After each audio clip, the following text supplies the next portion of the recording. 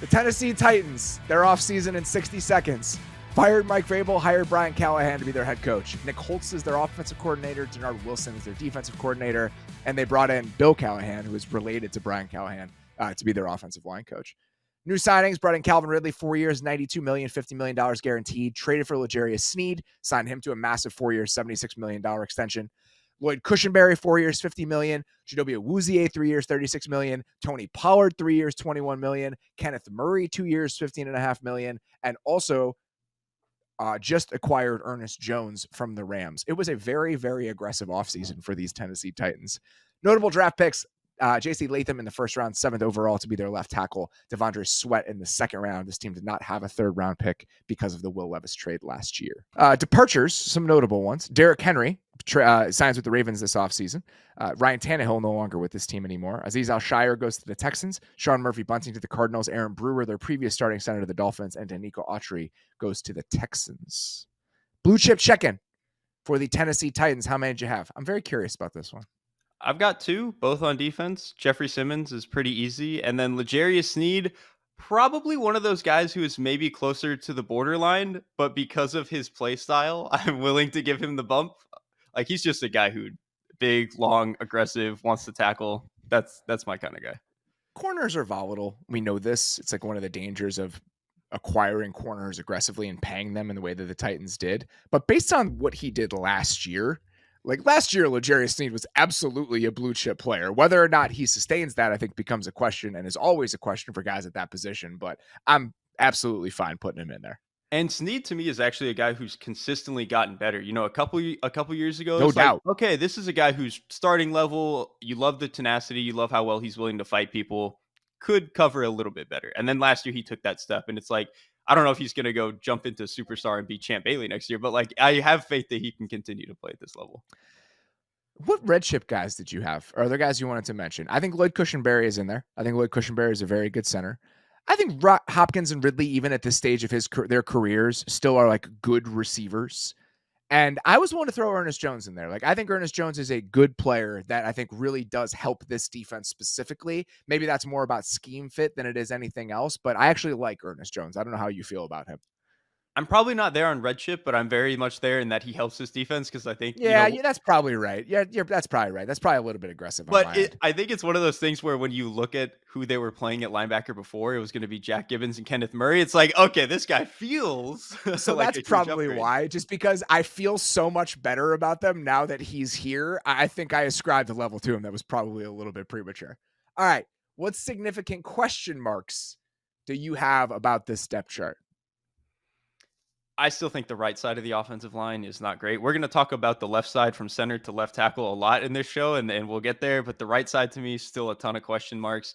And then just the defense in general feels a little bit like stars and scrubs a little bit. And so I'm kind of just worried at some of the holes they have in that spot. And I'll talk about that kind of idea a little bit later.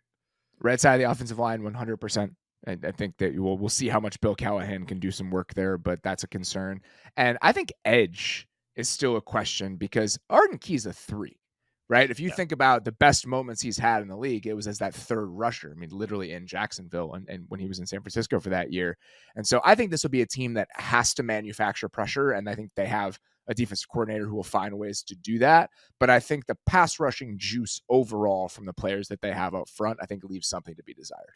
What are you watching the first month of the season with this Tennessee Titans team? Like I kind of just said, that it's a stars and scrubs defense. I mostly just want to see if the best parts of the defense can outweigh some of the worst parts, because obviously you have a couple of stars, right?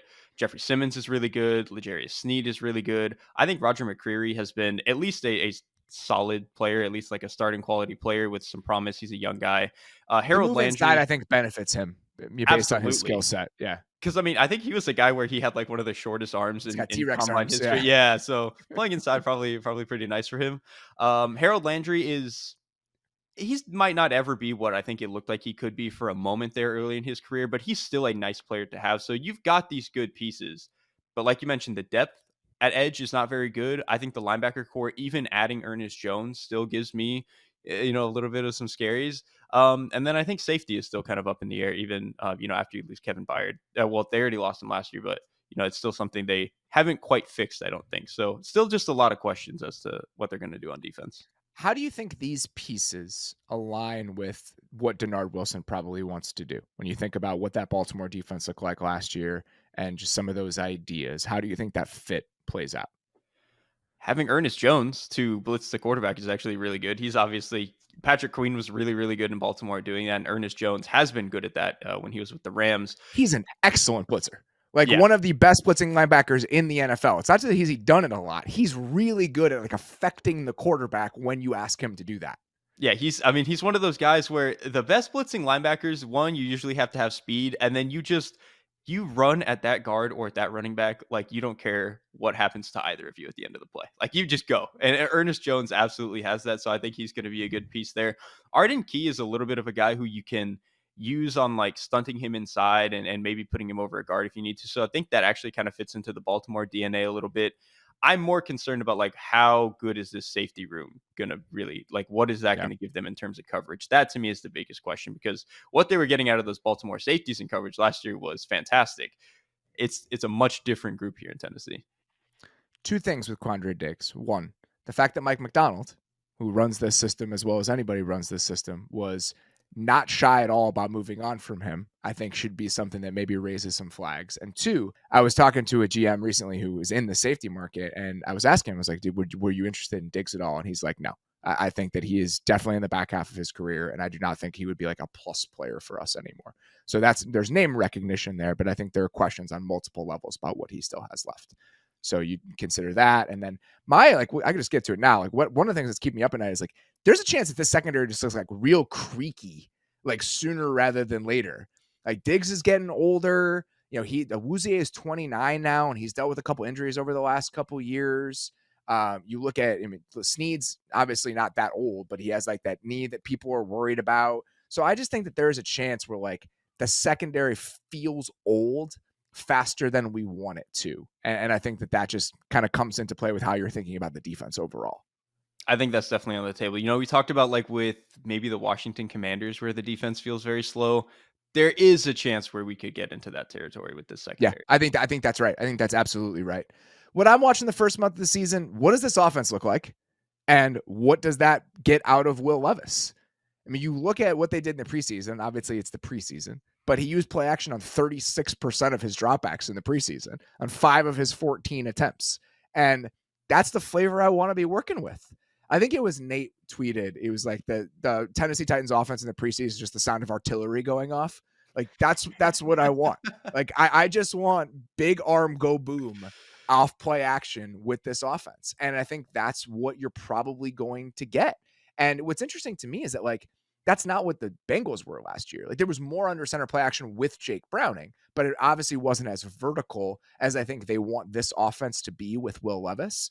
And so there's elements of this when I was watching them in the preseason that reminded me a little bit of watching Kevin Stefanski early in his time with the Browns, where he comes from this kind of varied background where he's worked with all these different systems and all these different ideas. And then when he was given a chance to do his thing, there were elements of it that were a little bit wonky and weird. We saw some of that in Minnesota, but also when we got to Cleveland. And like the screen game is part of that.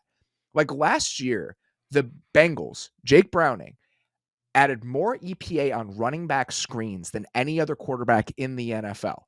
He only started half the games. Like Wait, that's like on a overall EPA thing? Cumulative EPA on running back screens, according to SIS. Jake Browning was number 1 in the NFL.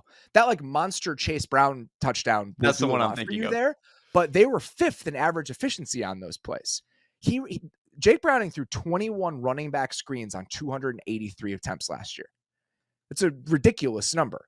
And so I think that combination of like aggressive downfield shots off play action and an interesting screen game. And guess what? Where Bill Callahan just was. He was just in Cleveland. They threw a wonky tight end screen in the preseason game.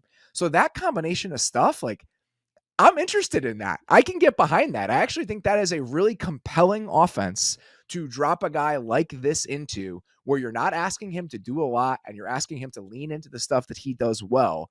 I don't know how the receiving talent necessarily comes together to make that all work, but I think the baseline set of ideas that we have seen so far makes me interested in what this offense is going to look like. And that actually, in a way, endears me to Brian Callahan here because I think there is something to a coach just accepting the players that he has on his roster and not trying to, because in general play action has actually gone down like the past couple of years. This is not where a bunch of teams were 30+% 5 years ago or whatever it was. This isn't a thing that a lot of teams do anymore. But if they're going to be the one team that is going to get there because they just think that this is the best way to get our quarterback to get to above average production, and this is the way to protect our young offensive line, and this is the way to get the most out of our running backs, then yeah, man, just do it. Don't do what the rest of the league is doing because that's the direction things are heading. Do what your talent can do. And so if that's where he's headed and that's what he's accepted, that's awesome, I think. It was actually funny because I was there in May, right after the draft, and I was there when they were going through some of their early offensive installs, and it was keeper day. And the fact that it was like keepers for the Brian Callahan offense, when you think about what the Bengals were over the last couple of years, it was like there was a disconnect there. I was like, oh, this is not something we're used to seeing. But with this quarterback, I think this is what they're going to lean into. I'll just say that I am intrigued by like what the baseline ideas for what this offense might look like and what Brian Callahan is going to bring to this. Keeper day is funny. I don't think Joe Burrow was doing keeper day.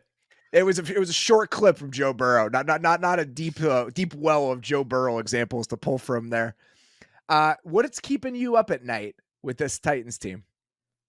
Just the Will Levis of it all. And not even necessarily, I feel like this section mostly has been a thing that I think is actively bad and I think will probably be bad. I don't think Will Levis is necessarily going to be bad. It's just a genuine, there are so many questions about his game and like what the range of outcomes are that it actually just racks my brain and keeps me up at night. So I'm kind of mildly optimistic because he's really tough. He's actually a decent athlete, even if he doesn't run that much. You kind of have to coax him into it.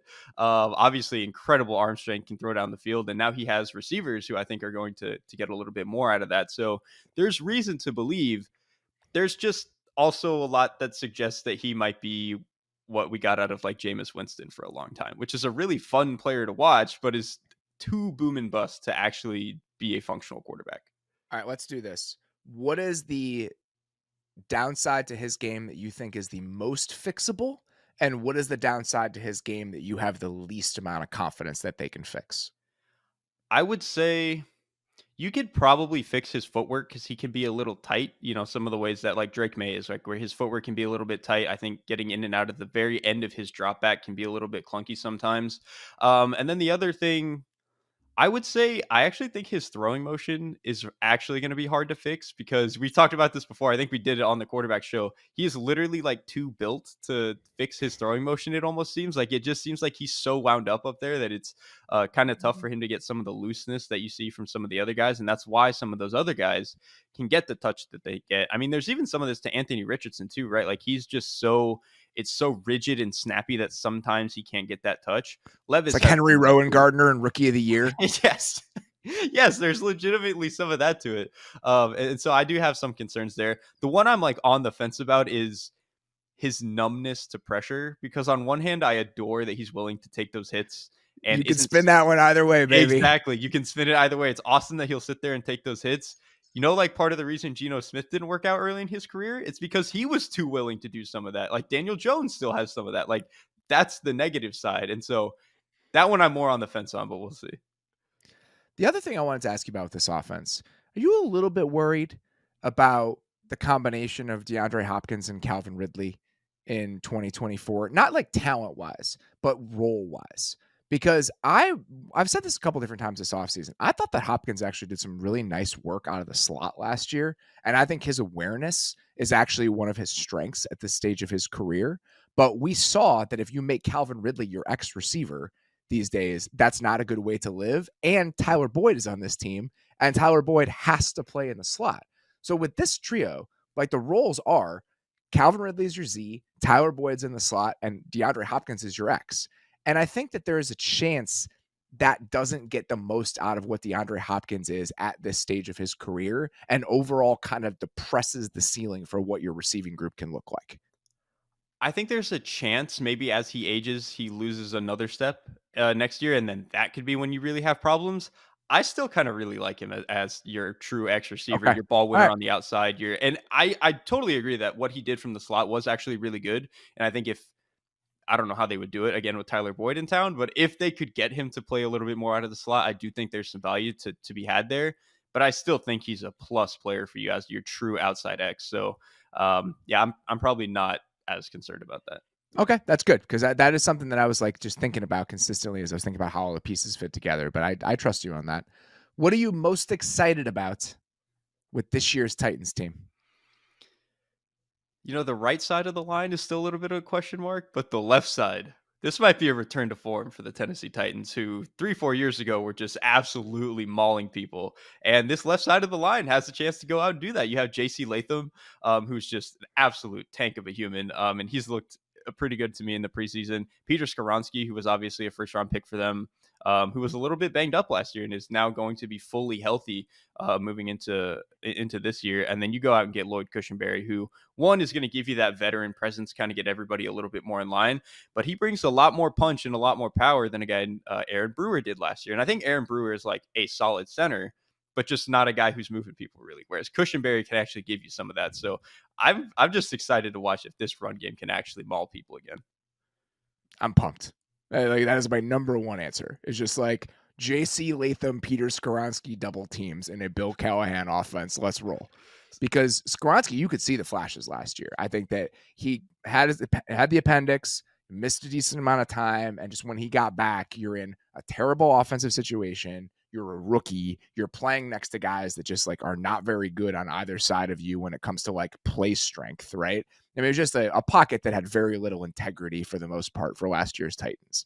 And now I think that the level of sturdiness that you're working with, especially on that left side, left to center, you could get behind that. So what Bill Callahan is potentially able to do with that group and what that trio looks like by the end of the year, I'm very excited to watch that. Yeah, I think there's a chance by week 6 we've already got like a full highlight mixtape of Latham and Skoronsky just murdering people on gap scheme runs. Totally fine with that. If that's where we get, I'm fully behind that. Most important supporting characters for you with the Tennessee Titans. We've brought up the right side of this line a lot. Nicholas Petit Frere, who is their right tackle, he needs to step up and be a player because I think they drafted him maybe 2 years ago. And to me, even coming out of college, he was not a guy who had a lot of pop or a lot of anchor to his game. He's almost in a lot of ways like the polar opposite player of a guy like JC Latham. So I think it's funny now that they're playing on the same line. So if they could just get something more out of him and he could really take a step forward, it would just do. You would feel certain that this offensive line will be great if he can step up. Whereas if the right side is iffy, you kind of have some concerns. And think about how vast of a departure that is from where they were last year. Going from arguably the worst offensive line in the league to good, that is one of the most transformative things you can do to a team. And you bring in 2 expensive starters when it comes to assets and the best offensive line coach in the league. That's not off the table, but that would be a huge, huge boon for where this team is headed if they can get to that level. My most important supporting characters, Ernest Jones is in there just because of what they need him to do as a blitzer. I went with like some of the supporting pieces on offense. Like, what is Chigga Quankwo in this offense? What is Josh Wiley? What are the backs as pass catchers? Like, how much juice are you getting from Pollard? If the line is good, like, what does the running game look like? Like the Spears Pollard combination. The fact that they're the same. Like, that's how they're conceiving of them, is just like, we have 2 of the same back, and they've been very open about that, I think is interesting. Like, can those be guys who are really defined pluses for you? Because if we think that the receiving core is like a B plus, right, with like Ridley and Hopkins, we're like, okay, this is solid. Like we have good players here. We can live with this. What are the other kind of ancillary pieces look like? And if they're really solid contributors, if Okonkwo has a role you feel good about, if the backs are plus contributors, do you get to a place where the supporting cast for this offense overall goes from being one of the worst in the league last year to a situation where, oh, this group is like really setting Will Levis up to be competent. Like we have a solid idea of what Will Levis is because of all of the other pieces around him. And I think that some of those guys a little bit further down the priority list, those are probably the guys that are going to end up dictating some of that. I'm going to tie both of our points together here. The 2 tight ends, Okonkwo and Josh Wiley, neither of them to me are really blocking types. I think especially Okonkwo. Wiley, like kind of did some of it in college, but not really. He was more of a move, in space, run around type of tight end.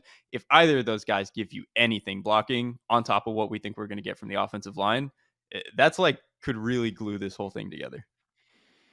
Man, it's really crazy how like much I'm looking forward to watching the Tennessee Right, Titans like, offense in a way I wasn't really thinking about last week. Right, like, why are we cautiously optimistic about this team? Everything tells me I shouldn't be, but they're just I don't know, I wanna see it. I will say this, and this is something I was going to say about what's keeping me up at night. I don't know what this looks like next year and beyond, right? Like some of the moves that they have made. I have some worries about this team in 2025. And when you move past that, they still have some financial flexibility. But next year, you got $28 million for Calvin Ridley at age 31. We talked about how there's a chance that the secondary feels creaky now, let alone when you get into next year. And all those guys are a year older, and Awuzie is still pretty expensive. L'Jarius Sneed's going to be making a ton of money. So my concerns about this team are more like next year and the year after because of some of the short-term expensive bets that they've made. But I actually think in the short term, it's hard to get upset about what those choices have done for the overall construction of the roster. Like it's left them in a place where I'm like, I can work with that. I can work with that. I can work with that. And if the quarterback is good or at least interesting, like this becomes a team that's worth watching every single week.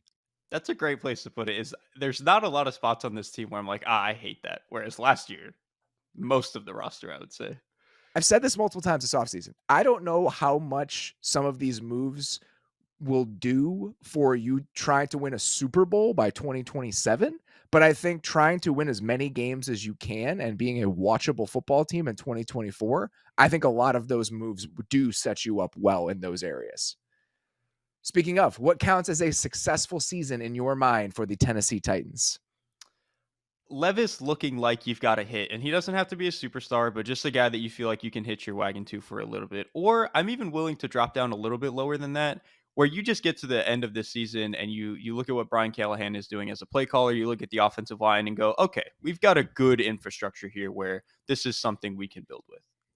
I think that's right. I think when you make a move for an offensive play calling head coach, he needs to be somebody who is going to lift the offense. He's going to be a multiplier for that group. You are going to consistently be put in good spots and have the best versions of those players show up on Sunday on that side of the ball. If they can prove to be that sort of place, and I think Levis being a hit is, part of that a little bit, and they're potentially like in the mix for a wild card spot. Like if they're like consistently competitive with teams like the Jags, with team like the Colts, where they're not like definitively the worst team in the division, they're actually kind of frisky. I think that is probably a win for this team this year. I think they can make the playoffs. I think there are timelines where they can make the playoffs this year. That's why you took him first in the, quote, bad team draft, is that this God, I forgot about that. Yeah. Maybe this is just a downstream thing of that. me talking myself into them. Listen, after how I felt about the teams I picked in that, I have not forgotten about that. You got the Tennessee Titans, so. Did the Judon trade happen before or after we did that draft? I think it was after, that's right? a great question. Probably after, which is Yeah. probably contributes to me feeling significantly worse about that. So how do you feel now that the Patriots decided that they're going to start Jacoby Brissett and they've traded Matthew Judon since you took them in that draft? So actually, here's the thing. I don't feel that much different about where I did with the Patriots because I was already kind of accepting, I just want to have fun with Drake May. We're going to, I think, still get 12 games out of him, even if Jacoby's starting, whatever. I can live with this. I am like, the more I thought about the Giants, I was like, I don't know why I did this. This was a completely bizarre pick on my part. I'm really looking forward to potentially lording that over you for the rest of the year. Of course, I have Gardner Minshew as one of the quarterbacks that I'm rooting for in this entire exercise, so I can't really talk shit.